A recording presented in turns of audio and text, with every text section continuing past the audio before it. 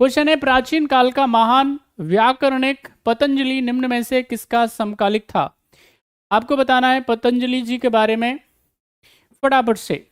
Patanjali the great grammarian of ancient time was a contemporary of which of the following? फटाफट से बताइए, सारे बच्चे बताइए जल्दी से। तो देखिए, पतंजलि जी के बारे में अगर हम बात करेंगे तो योग के लिए पतंजलि जी जाने जाते हैं। पाडनी की एक पुस्तक है, उसका नाम है, पाडनी की बुक का नाम क्या है? अष्टाध्यायी। और अष्टाध्यायी पे भाष्य लिखने का, कमेंट्री लिखने का काम कौन करते हैं? पतंजलि जी। तो उसमें यहाँ पे याद रखना है, ये कहते हैं कि यहाँ पे ये कहते हैं कि पुष्यमित्र जो शुंग था, यानी ये क्या करता है, आप जानते हैं सारे बच्चे, जब मौर्यन साम्राज्य की बात करी जाएगी तो उसका अंतिम शासक कहा जाता है, उसका नाम है बृहद्रथ। और बृहद्रथ को यहाँ पे पुष्यमित्र शुंग क्या करता है? उसकी हत्या करके अपने शासन की शुरुआत करता है।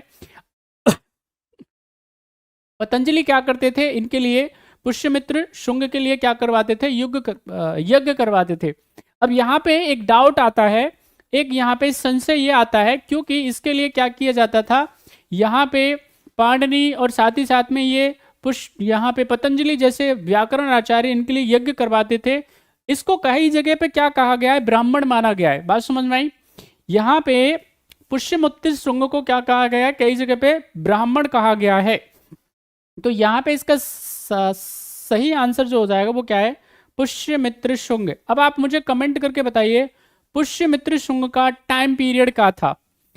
सारे बच्चे कमेंट करके बताइएगा जल्दी। Next question on your screen is question number 4।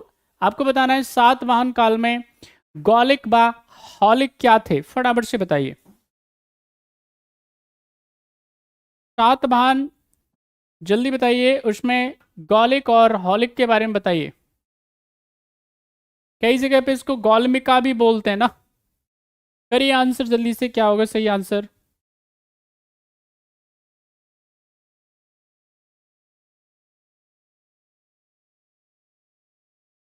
जब बात करेंगे गौलिक के बारे में, गौलमिका के बारे में या हौलिक के बारे में, तो यहाँ पे क्या है, ये शासन के क्या है, जो जिसको हम लोग ग्रामीण प्रशासन कहते हैं, लोकल गवर्नेंस कहते हैं, उसके कंट्रोल के लिए, उसके रेगुलेशन के लिए क्या हुआ करते थे? ये ग्रामीण अधिकारी हुआ करते थे। यहाँ पे याद रखना है, गौलिक और हौलिक की बात करेंगे तो ये क्या हुआ करते थे? ग्रामीण जो एडमिनिस्ट्रेशन हुआ करता था, रूरल एडमिनिस्ट्रेशन जो हुआ करता था, उसको कंट्रोल करने के लिए, उसको रेगुलेट करने के लिए क्या होते थे? ये ऑफिशियल्स होते थे। यहाँ पे जब मैं बात करता हूँ किसके बारे में? गौलिक के बारे में, तो इसके अंदर, इसके अधीन लगभग 45 क्या होते थे? पैदल सैनिक होते थे, उसमें रथ वाले सैनिक होते थे, उसमें घोड़े भी हुआ करते थे, 25 के आसपास इसमें हॉर्स राइडर्स होते थे, इसमें रथ वाले, उसके पास में 9 सैनिक हुआ करते थे। इस तरह से क्या है, उसके अधीन ये काम करते थे। ठीक है कि नहीं? जैसे अगर मैं कहूँ आज की डेट में कोई सेना में अगर लेफ्टिनेंट बनने जाएगा तो उसके अधीन कितने काम करेंगे सोल्जर्स? लगभग 40 से लेकर के 60। तो यहाँ पे इसी प्रकार से ये गौलिक और हौलिक हुआ करते थे। सही आंसर क्या हो जाएगा इसका? याद रखना है ए। तो सातवाहन जब हम बात करेंगे रूलर्स के बारे में, तो ये दक्षिण में इनका शासन हुआ करता था। कहाँ पे? साउथ इंडिया में। वर्तमान की अगर मैं बात करूंगा आपको, तो इसमें कौन कौन से राज्य आ जाएंगे, आप मुझे कमेंट करके बताइएगा। सातवाहन रूलर बहुत सारी बातों के लिए जाने जाते हैं, लेकिन उसमें से एक है, वेरी इंपॉर्टेंट है, वो है लेड कॉइन्स के बारे में। यानी शीशे के जो क्या होते थे, शीशे के सिक्के चलाने के लिए इनको जाना जाता है, कॉइन्स चलाने के लिए इनको जाना जाता है।